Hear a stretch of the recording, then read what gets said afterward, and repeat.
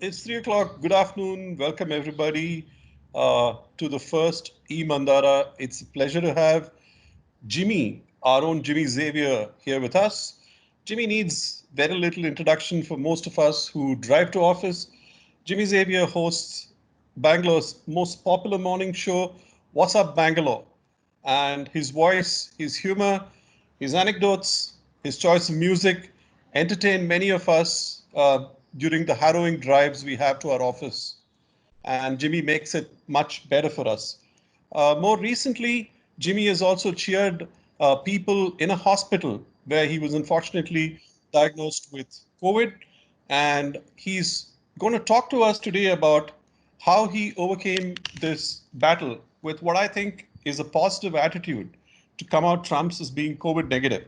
It's also heartening to note that his mother, who also suffered from COVID, is doing much better and was discharged from more intensive care to regular care as of yesterday, which is the reason why we've had to postpone this. Jimmy has over 18 years of experience in radio, and apart from radio, of which he is the uncrowned king in Bangalore, also runs along with his wife a theatre workshop called Jugaad Company. Jugaad Company have staged multiple award-winning shows, and I hand it now over to Jimmy to talk to us for the next 40 minutes. May I request all of you to please be on mute, and if you have any questions, to address them only through a chat. Jimmy would be able to answer about 4 or 5 of them, and we will conclude this session in about an hour's time, which is 4 o'clock. Over to you, Jimmy, and thank you so much for joining us. Not at all. Not at all. Thank you so much. As you can see, I've tried to set up like a pretty background and all behind me. Now, before I begin, I'm hoping that there has been some screening done because I want to know how many of you actually listen to my radio station on 95 Mirchi. So for people who have who do listen, please send me a thumbs up on chat. I can see, and don't lie about it. Okay. If you don't send me a thumbs up, I'm going to ask for you to be removed from this conversation immediately. So I'm waiting for the thumbs. Deepa is sending me one. Saurabh says I used to do. Why? What happened? Then what happened? Swami, of course. Thank you. Okay, so just before I get on to my COVID story, I think it's essential to set some sort of background, okay, as to the kind of person I am. Now, I've wanted to be in radio for a really, really long time because at heart, I'm an entertainer, okay? But I ended up doing my MCA in Pondicherry University. And this was around the time when I graduated. It was around the time that the dot-com bust happened. So I had 2 jobs from placement in the university, but both of them didn't come through because of the dot-com bust. Much like what's happening right now, many freshers are not getting their job offers purely because of the situation, right? So I came back to Bangalore. I joined a small firm. I worked there for 9 months and I wasn't paid for 5. So then I said, boss, this is not happening. Let me go and do something I really like, at least something that I really like. If I'm not being paid for, at least that happiness is there. So I started freelancing. I joined All India Radio, did some freelancing work with them. I did some writing features work for the Hindu. I did some content. And because I had my MCA background, I was doing some website development and stuff like that. So that happened for a while. And around that time is when Radio Mirchi was doing auditions. So I went for the auditions, and they said, okay, so we have 2 places that you can go to, either go to Mumbai or go to Chennai. Now, Mumbai had already been set up. So I wanted to be part of a launch team purely because I think that the learning when you're doing everything from scratch is far more, you're more involved in a lot of the things and you learn a lot more. And it turns out that it is true. The other small thing was at that point, my girlfriend was also in Chennai. So I chose to go to Chennai. And I worked there for about 4 years. And I was actually hired to be a radio jockey. Okay, and at that point, the plan was to go 75% talk in English in Chennai and 25% Tamil. Now, I can manage 25% Tamil talk, but 2 weeks before launch, they realized that you needed to go 100% Tamil in Chennai, which was the right decision. But that immediately meant that I was out of the job that I had been looking for a really long time. So I became what they call a producer, and I started producing the show. That is basically creating content that the RJs would use on the show. So that's what happened. And then when I was moving to Chennai, something very interesting happened. A friend of mine, I was talking to a friend of mine and telling her that, man, I've been in Bangalore for so long. I have so many contacts and I can get whatever I want. So if I want to do theater, there are people that I know who will take me in and do theater with me. And she said, Jimmy, look at it this way. You have your contacts already in Bangalore and that's not going to change. You're going to Chennai. It gives you an opportunity to make your set of contacts there as well. And now you have contacts in two places. And I looked at that perspective and I was like, that is fantastic perspective. And I think that perspective kind of changed the way I began to look at a lot of things as well. So yes, I went to Chennai. I did manage to make a lot of contacts over there. And now I have contacts in two cities. The reason I'm telling you this is that there's this book that I read sometime back. It's called The Celestine Prophecy. And it tells you that people that you meet or come across or get acquainted with, none of that is by chance. There is always some purpose behind it. So look for that purpose. And I will come back to this later on. In that, I'm generally a very positive person. Okay, so even when this happened, when they told me that you're not going to be an RJ, I said, okay, what next? So what do I do next? And I got completely into that. At the same time, my theater story was also running. I came back to Bangalore in 2006 because Radio Mirchi was launching a station in Bangalore and they wanted me to be part of the launch team.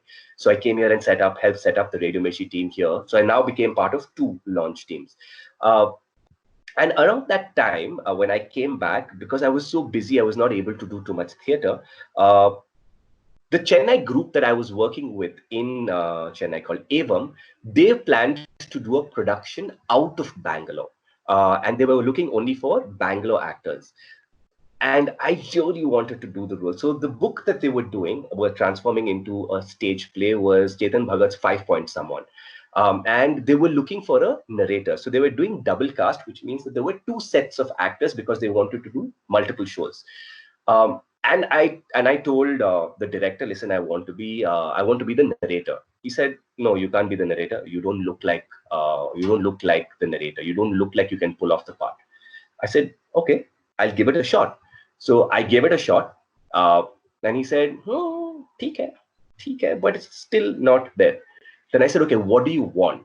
And he said, okay, so this is what I'm looking for. So I said, okay, I'll go and work on it and I'll come back. So I worked on it again and I went back. Second time, he said, it's better, but still not there. So I did 4 attempts. Now, of course, I knew him. And this is where that contact thing comes in. I knew it. And this is a role that I really wanted. And so I was given 4 opportunities to try out for that role. And finally, he said, okay, theek hai. I'm not completely convinced that you can do the role. But since you have so much experience and you have good stage craft, I am taking you in and we'll see. We'll see what happens. So I said, okay, cool. As long as I'm in, if got foot in the door means it's cool. It's peace. So I said, okay, let's do this. So we started doing rehearsals and all of that, and we did shows. And I remember that when we first did our first show, the play was 3 hours long. And we had shows in Rangashankara just a few days after. So we had to edit like crazy to bring it down to about 1 hour, 40 minutes, 1 hour, 50 minutes. And so they said, okay, now you're on this job of ensuring that all of this gets done. You are the project leader. I said, cool, theek hai. So I got into working with everybody on editing the script and the rehearsals and all of that. And then finally, we put it on stage in Rangashankara. We were supposed to do 4 shows. I said, listen, I'm not going to get on. I was supposed to do all the shows. I said, listen, I'm not going to get on stage for the first 2 shows because I just want to ensure that everything is in place. I'll do the 3rd and the 4th show. And they said, yes, okay, that works. I did the 3rd show. And yes, I am boasting a bit. When I came back after the show, the director messaged me and said, Jimmy, I was wrong about what I said about you not doing the role. You aced it, and how. Now, the reason I'm telling you this is that just gives you some insight into the kind of person I am, in that I don't give up till we've reached the end, right? And that was in some sense the destination for me. And that is my general state of being positive and looking at things positively. And that also comes out on air. Now, for example, when I wanted to be an RJ, it didn't happen in 2002. It finally happened in 2016. So I waited 14 years to be able to do my dream job, in that sense, to be on air in a radio station that I call home, which is Radio Mirchi, in my home city, which is Bangalore, the city that I love. It took me 14 years to get there, and I grabbed it with both hands. And what it allowed me to do in those 14 years is to hone my skill to such a level that when I finally got on air, I was very good at what I was doing. Now, I was, and that's one of the things that most people tell me when they listen to my show. There's so much positive vibes that I get from your show. Like Swami said, at the beginning, that I help with the harrowing rides.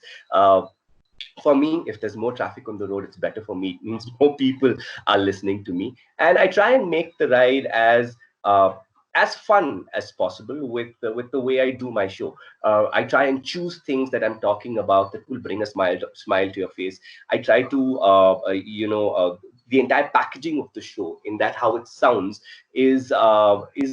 has been created to, when someone is listening to it, is to give them some sort of momentum, right? And I think that's what that's a large part of my show, just the positivity and the momentum that I'm able to impart in the morning for people, especially people who are on the roads and getting to wherever they have to get to. And that's something that I have, that comes very naturally to me, to be positive. In fact, my blood group also is B positive. So, this is damn difficult, because there's no feedback coming. And so all the feedback is on text, is on chat. And it's really difficult, man, because as someone who does theater, there's so much about the feedback that you're getting from an audience, because it's live, at the end of the day. And even when we do, like, for example, all the Mandhaara sessions that happen, they're all live. There's feedback that you get. Here, this feedback is on chat. I have to read it. There's no energy feedback. It's damn weird. Okay. I just continue from there. I just want to tell you how I felt. Little feelings was there. Okay. Now, here's what happened let's get to the COVID story. Okay. On the 27th of March, my mom suddenly had breathlessness. Now, when I say suddenly, it means that she had a light fever that was on and off during that week. And she woke up on 27th, I remember, and she told me at 6:30, Jimmy, I'm feeling fine. And I was like, okay, that's good. In 15 minutes, she said, I can't take deep breaths. And then I checked her fever, it had gone to 100. So I said, okay, she needs to go to the hospital. So went to the hospital. They took her chest x-ray. My wife took her to the hospital because my wife had traveled on the 15th, and I was sure that they would want to test her. So the two of them went. Now, when my wife tested negative, my mother's x-ray showed that she had infections in both her lungs, and it was serious. So they immediately admitted her to the ICU. And in 1 day's time, they said that she needs to go on ventilator. So that happened, and then I was waiting for, because we were in touch with the primary contact, I was waiting for the BBMP to tell me when I needed to go in for testing. So my mother went on 27 for the test. I went on 28. I had a fever on 28. So I immediately called Rajiv Gandhi Institute and I said, listen, I have a fever. Should I come in for testing? They said, no, the BBMP will tell you when you need to come. So I waited and I started giving myself paracetamol to take care of the fever. Now, the fever ranged from 99 to maximum, it went up to 101. There were some sneezing, there was some coughing, but that's about it. And through all of this, I was like, kya hoega? I mean, what's going to happen? Right? Because fortunately, because of my job, I had spoken to experts, I'd spoken to health officials, and I was putting them on air to talk about the COVID situation. And I knew that at that point, about 80 to 85% of people will have very mild symptoms or no symptoms at all. Very few people go into critical care, and unfortunately, my mother was one of them. I didn't need critical care. By the time I went in for my test, I went in for my test with my daughter on the 1st of April. And I posted, okay, saying, I'm at Rajiv Gandhi Institute, I'm here for my test. And people thought it was an April Fool's joke. I was like, you're mad or what? Why would I joke about this? But people really thought, because I mean, I can completely understand them thinking that as well, because it would be something that I would pull, right? But I was like, no, there's so much fear and panic. This is not something I'm going to pull right now. So anyway, I went into the hospital on the 1st, and you need to be in isolation as soon as your test is done. Till your results come out. Now, the results came out, my daughter tested negative. So at this point, my wife and my daughter have tested negative. My mother is positive in ICU, and I tested positive. And as per the protocol is a word that I've heard so many times in the last 1 month, 6 weeks. It's just like protocol, because the protocol keeps changing. And just now, also just yesterday, the protocol changed again. So anyway, I went to Victoria Hospital for treatment. And the thing is that I reached there on the 5th. And on the 6th, my fever went away. It was like, bro, the fever was like, abhi hospital aa gaya, chalo hum bhagte hain. And on the 6th, my fever went. I didn't have any symptoms after that. And, I was there in the hospital and I said, so here's the thing. I do my show, okay? And I speak a lot on my show. After my show is over, I'm like, I don't want to talk to anybody. I just want to be left alone. Just leave me alone. I don't want to have conversations with anybody. So that's more or less my state of being. I went to the hospital. I was like, there are many patients over here. Many people are there. Do I need to have conversations with them? I'm also not very happy to just generally have conversations with a stranger. I like to be left to myself. So I said, okay, I will try and keep to myself. But then what happened was, there were people who were coming in there and they had no clue about what was happening. They were like, why am I here? What's happened? They're saying some tests, some positive, some negative. What's the deal? I don't know. So then I said, okay, with the knowledge that I have, let me try and explain to them what the situation is. Then the next thing that happened was the doctors had explained to the people over there, this is the medication course. And many of them didn't understand at what point to take the tablets, when to take the tablets, and all that. So because I had understood it, I used to explain. They'd check with me, should I have this now? Should I have this? So over a period of time, what happened was conversations started to build with people over there.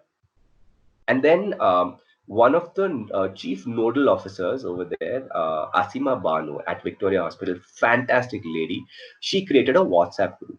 And then over a period of time, she realized that, okay, so there's RJ Jimmy over there, and he can help with communication. So she used to send me saying, okay, please, there are new patients coming in, please talk to them, tell them what the situation is and all that. So I kind of therefore started going around the ward, and of course social distancing and everything maintained, just generally talking to people, joking a bit here and there. I mean, that's just the way I am.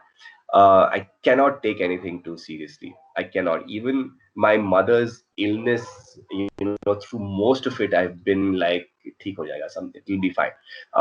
It's taken some very serious turns as well. But through all of that, I was like, "No, it'll be fine. It's going to be fine."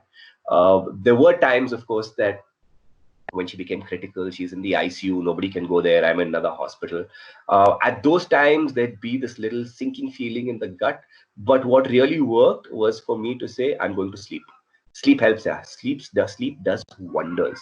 So I used to sleep and then wake up and I'd feel better. So, and I had the luxury of doing that. I also, when I first went, I was so optimistic about doing social media work. So social media is part of my KRAs, okay, which means I basically do two jobs. I do my on-air work. If my bosses hear me saying this, they'll say it's not two jobs, it's one job only. You need to be relevant on social media for you to have people come in and listen to you on air. So they're all tied up. It's not two jobs. In my head, it's two jobs.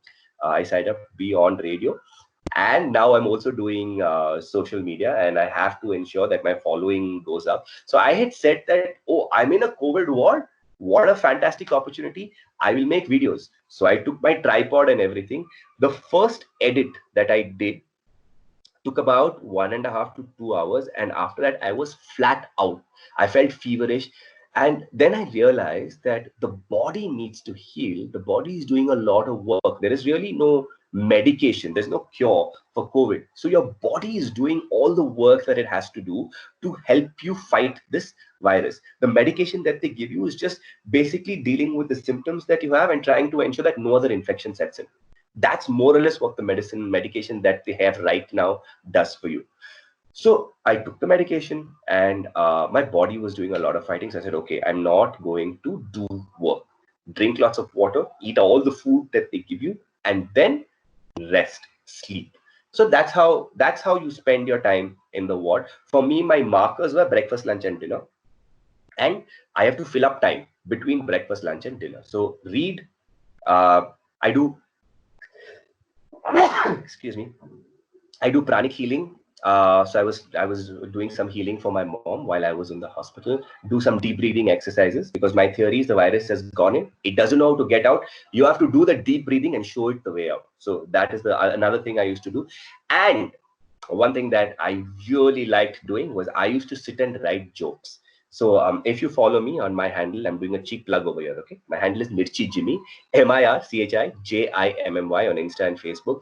I have written many jokes while I was in the hospital and posted it. They're all puns, and they're on the genius hashtag isolated thoughts. Means they're single thoughts, but they're also thoughts that happened when I was in isolation. See, genius. Thank you very much. So that's what I did in the ward, and that's how I spent my time in the ward. I was there for 14 days. I went actually 16 days. So the protocol at that time was this: that after your first test, 14 days later, they will do 2 tests in the span of 24 hours. And if both those tests are negative, you get discharged. However, if even one is positive, you have to wait for 48 hours. Then they do the retests again, and in the span of 24 hours. So my first set of retests, my second test came positive. So I had to wait for 24 hours, and then 48 hours, and then the next 2 tests happened again. So by the time I left the hospital, I had spent 16 days in the hospital, and then I came back home.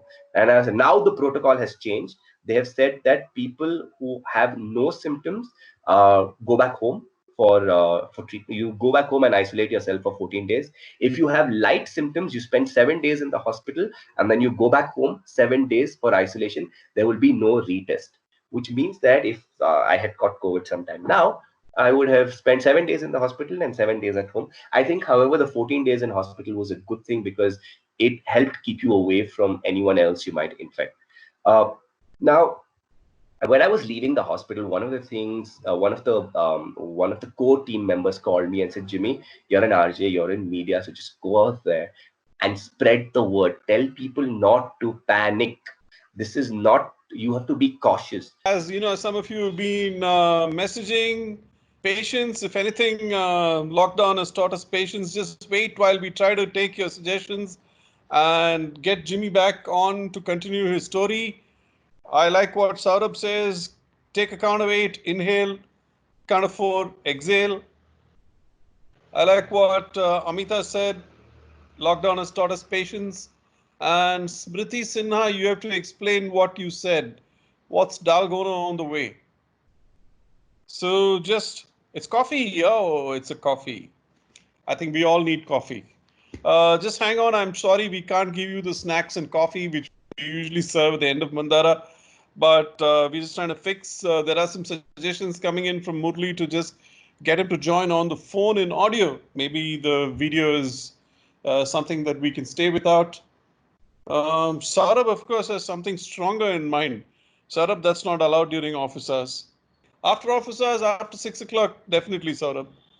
And maybe when the lockdown lifts, you and I will share one.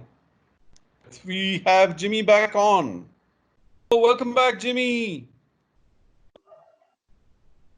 I'll go back on mute. Over to you.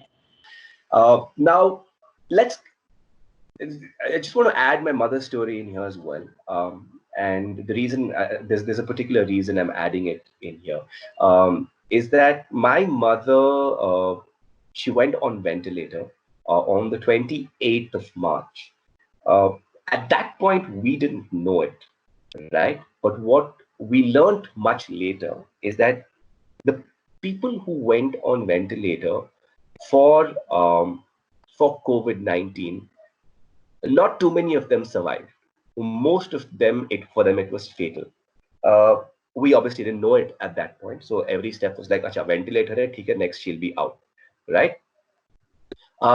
And then what happened was 2 weeks into her treatment, her lungs were beginning to heal. The COVID was it was we knew it was going to be a long process before she came back out, because it was acute respiratory distress syndrome, which means she had a pneumonia in her lungs from COVID-19. Uh, and 2 weeks or 3 weeks into her treatment, she had another infection. Now, uh, at the moment there's only this one infection, you're more or less okay.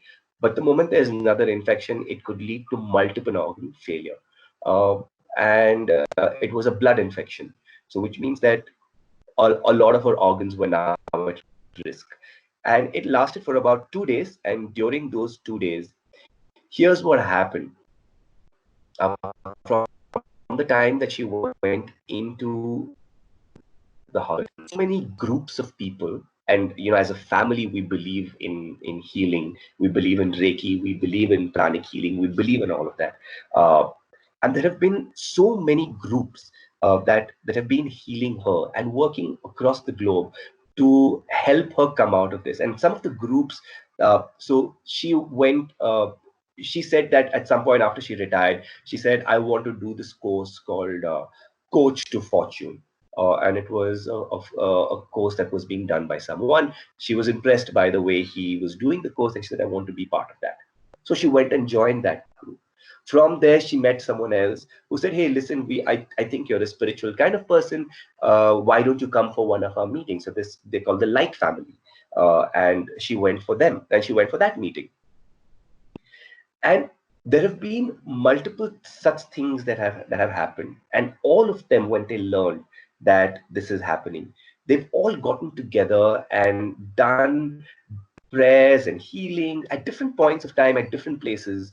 And I honestly believe that all of those meetings that happen, like I said earlier when I was talking in the Celestine Prophecy, the book that I read, that all of these meetings are not chance meetings. They all have a purpose. Now, for example, just the day before she was supposed to go to this other hospital, she was taken out of a ward, taken out of the ICU, put into a ward.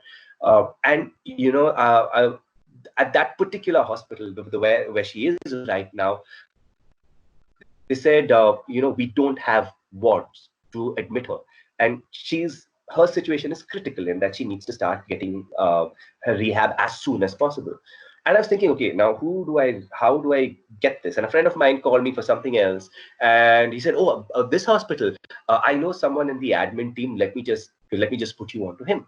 And he put me on to him. And then another friend of mine called me.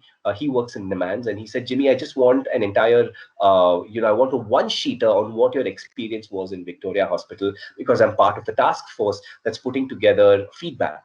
I said, "Cool, Damacha, I'll send you a one-pager in about 2 or 3 days' time." And then he asked me about mom, and I told him about mom. He said, "Oh, okay, I know the owner of the hospital. Let me just have a chat with him." So it's amazing how so many things have come together. People and situations have come together to try and make my mother's recovery, to make it stronger, to make it faster. And I honestly believe that the universe conspires to give you what you want. if you really want something from the bottom of your heart, and you have that conviction that I will get what I want because it is good for me and it is good for the universe, somewhere the universe listens to you and it conspires with you to give you what you want. And I think that, when I came out of my COVID-19 situation, there are many people who said, "You're a warrior." And I said, "No, I'm not a warrior. I had a fever of 100 degrees. That is the only symptom I had, plus a cough, and that's it. That's it. You don't call someone who's fought 100-degree temperature a warrior.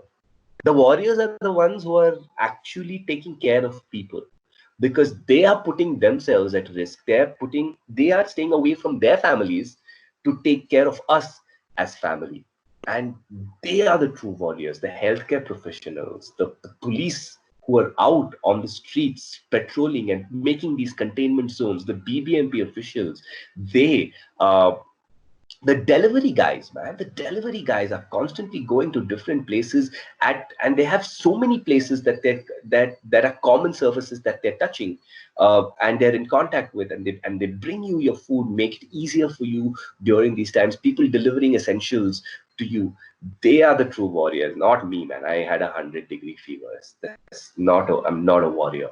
So those are the true warriors. Those are the guys you must give your salute out to. Today's Nurses Day. Those are the people that you must send out your salute to, because they're the ones who are at the forefront of this war that we're fighting against the pandemic. And just when I wind up, I just want to reiterate a couple of things. Okay, one is, in this COVID-19 situation, now the responsibility is on us to be cautious, because the government can no longer have lockdowns like they were having.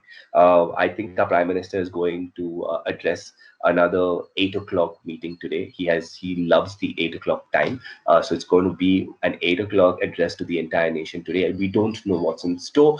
There might be another lockdown in only places that are seeing cases coming up. This situation is not behind us yet, and it's not going to be behind us for a while. There is a new normal, and we have to get used to the new normal. And we have to do the three basic things that everybody is asking us to do. The doctors told me, Jimmy, don't believe that you're corona proof. No, go out there and keep doing the things that everybody has been asked to do, which is social distancing. Sanitize your hands every time your hands come in touch with a common surface, which means that's a surface that everybody is using. Wash your hands. It's better to wash your hands rather than use sanitizer, because a sanitizer also kills all the good bacteria in your hand. So use a hand wash to wash your hands. 20 seconds, you know the drill. And the third is wear a mask when you go out. You have to believe that everybody around you is infected, and that you yourself might have the virus, but you might not have symptoms. And the mask helps in, one, ensuring that you don't get it, and more importantly, you don't pass it on to someone else. These three things, I think you have to. I think just your general awareness of when you go out, when you're out in the city, has to go up, saying be aware of what you're touching, how you're touching, but no panic, because honestly, I was at the hospital for 16 days. I came across 60 odd patients. I think 58 of them had no symptoms at all. They were asymptomatic. And that's going to be the case for most people who get the virus. You will either be asymptomatic or you will have very light symptoms. Do not panic. And with that, I think I will end my conversation with you. Thank you so much for having me and giving me this time. Uh, Now, Swami, are we taking questions? How do we go from here? First of all, Super Macha, I think I can call you that, right? You do Of that on your course. show so often. Yes. Jimmy, you represent the energy. At last, we've seen a face to a voice that's captivated us. We will have questions by messages, Yeah. and Okay. once you are ready, we can take 5 of them. I'm. But Jimmy, it was really, really heartening to hear you. Thank you. Thank you. Yes, thanks, Jimmy. I've already asked mine. Can you repeat that, Amita? Can you just type that back again? I'm drinking water only, okay? Just saying. Yeah. Till 6 o'clock, even we are drinking only water. I was doing some really important work before I came in over here. I was folding clothes. we Where Okay, there's this first question from Amita Pandey. You can take that. where do you get this witty, spontaneous sense of humor from? Thank you. Firstly, I take that as a compliment. Uh, I think that for a very long time, I always think of like what else can you do with something that comes your way. So if you get a piece of information, what else can you do with it? I'm always thinking, and that's one of the necessities of my job as well. So when I started off uh, uh, in radio, I was very high on managerial skills, but not very high on creative skills. And I realized that if I wanted to be on air, I needed my creativity to go up. So I started working on it. And one of the things that I did, I did a lot of exercises that Edward de Bono, the father of lateral thinking, has. So I've read a lot of his books. I've worked with a lot of his stuff, just to increase, because he believes that creativity is a science. It's not an art. Anybody can learn to be creative, and therefore I worked on that to get more creative, to be able to look at things. So if you go to my handle Mirchi Jimmy and you just scroll down a bit, you'll see a bunch of those isolated thoughts that I wrote when I was in the hospital. It's purely a function of just allowing your brain to think. To the moment you look at something and you say, okay, what are 5 other ways to look at this, and over a period of time it becomes a habit. uh, ramesh wants to know Ramesh wants to know, how did I get the virus? So, Ramesh, we don't know really, okay, because this is one of the cases that was reported in the newspaper saying the baffling case of. So, the thing is that my wife had traveled, but she tested negative, and therefore everybody is very confused about how we got the virus. So, we don't know, honestly. Joyce wants to know from where you get all this positive energy and how you sustain it in the difficult situation. So, Joyce, I think one of the things that works in my favor is a small brain. Okay. What that means is can only hold one thought at one time, which means that if I'm right now having this conversation with you, this is the only thing on my mind and it has my 100% attention. In fact, if I have people talking to me on either side, I will not be able to listen to them. I will not be able to respond to them because it's almost like blinders. And I think that helps, to be completely involved in everything you're doing at every given point of time. Give it your 100% attention, so there is no space to think of anything else. So yeah, that really helped me during this time.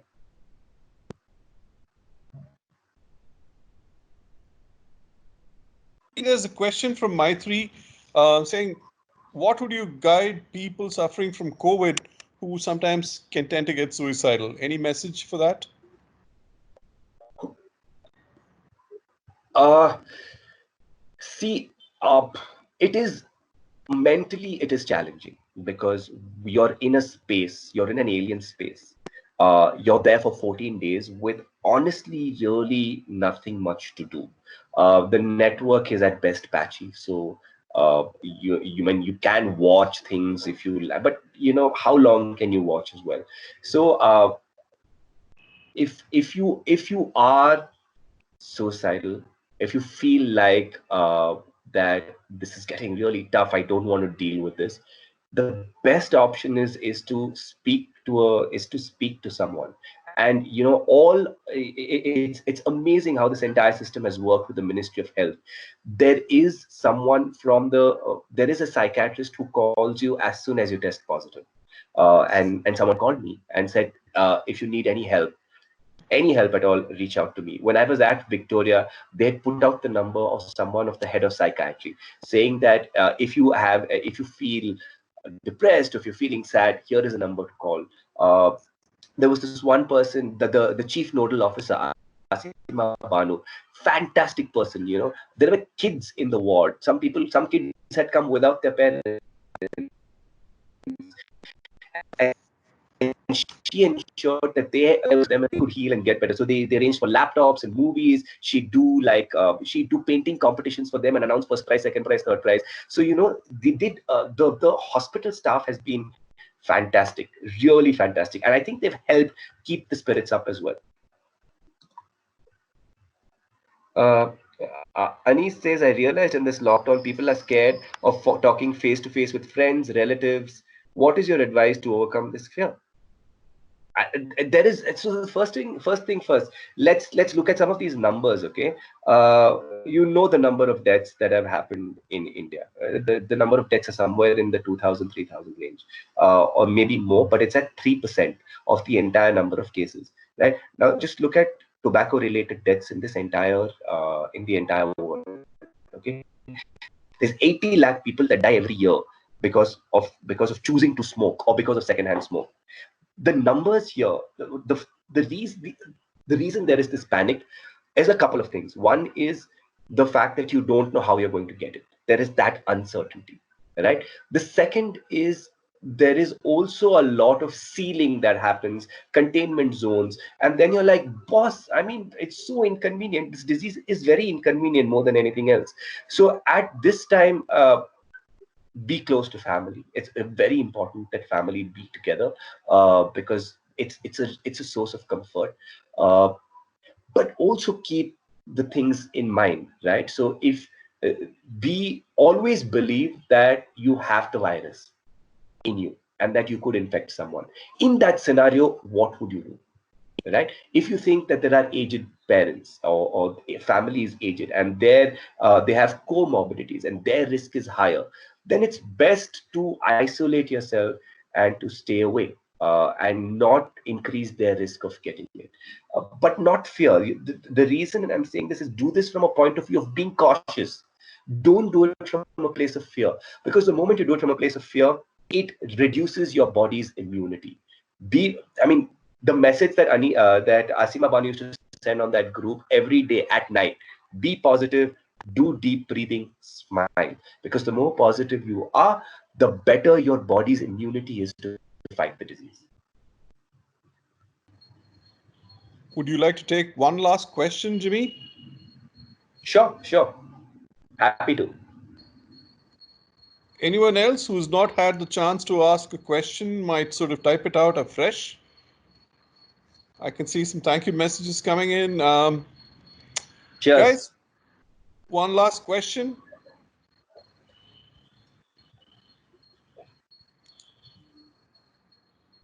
Well, I take it that there are no more questions at this point in time. Jimmy, it's been a real... Wait. Oh, two people have just come in. Sorry. Two people have come in. Vidya has come in. There's looking forward to hear the Shuruat Shairi at the end of the lockdown. Have you thought of it? Not yet. My Shuruat Shairi is thought of just 20 minutes before I put it on. So when the lockdown is done and I'm 20 minutes before my Shuruat Shairi is supposed to go on air, I will think of it. Wait, let's just go back to that one question from Sharana Sunil. COVID, government, how has changed all the perspective? Government, hospital, treatment, doctors, nurses. So I've had a really good time. The Victoria Hospital obviously is one of the leading hospitals in the country, right? And therefore, the way they dealt with it was just fantastic. It was amazing. They made us feel like we were part of a family, and that's so important, over there. They took care of us. I'll just give you an example. In the hospital, there were people who are coming there without their essentials, right? So no toothpaste, no toothbrush. They just came there with phone. And a lot of that is the fact, and a lot of that has to do with the fact that the BBMP didn't give them time or didn't give them enough information. So they just landed up there. And the team at Victoria Hospital, of their own cost, this is not covered by the government, their own cost, got them clothes, essentials, footwear, toothbrush, toothpaste, coconut oil, so many things, and of their own accord. So they've been fantastic. And even I had this thing of government hospital and all of that, but they were just superb. Neil Kantan says the true thing.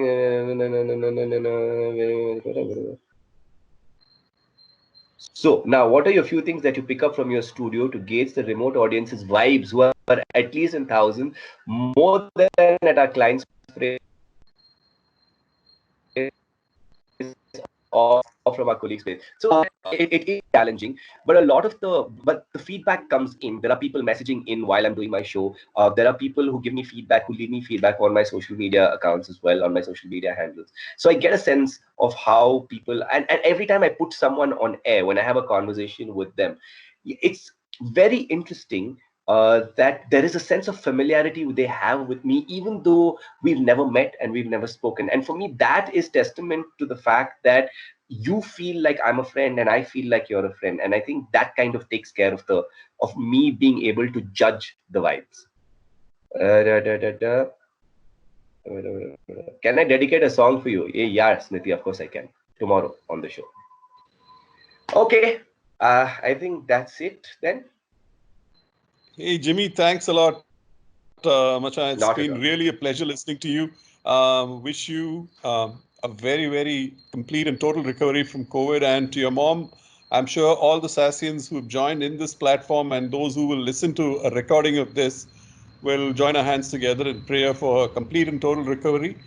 I think if I were to take away one thing from you, it's just positivity. I think it's your attitude that sets everything. And maybe check your hand, Macha. You have a big humerus, a funny bone in you that may be always long and may it always be great. Tathastu, tathastu, tathastu. Thank you. From all of us, huge amount of love to you, Jimmy. It's really a pleasure and a privilege talking to you, listening to you. And all of us, can you guys make some noise, even though it's virtual and remote, and say thank you, Jimmy? Yes. Thank you. Come on, guys. Let Thank me you, hear thank you, Jimmy. thank you, Jimmy. Thank you. Thank you very much. Thank you. Superstar. Thank you. Number one Thank you. Please player. follow Thank me you. on Thank you so Mirchi, much for Jimmy. being Don't with be. us today. Awesome, Thank Jimmy. you, thank Thank you. you. Yeah, Chalo, take care, you guys. Thank you, thank you. All right. Ta-ta. Thank you. Thank you, thank you.